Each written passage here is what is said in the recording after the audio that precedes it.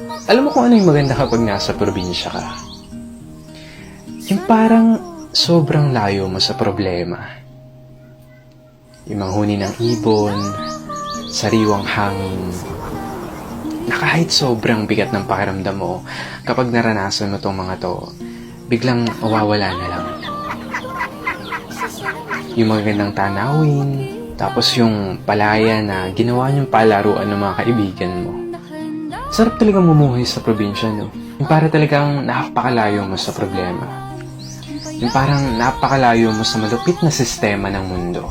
Na kapag nasa probinsya ka, mararamdaman mo talaga yung halaga ng sarili mo kesa sa iba. At mapapasabi ka na lang na there's no place like home or like probinsya. At ikaw na nanonood nito ngayon, masaya ako at naparamdam ko sa'yo ang pamumuhay sa isang probinsya.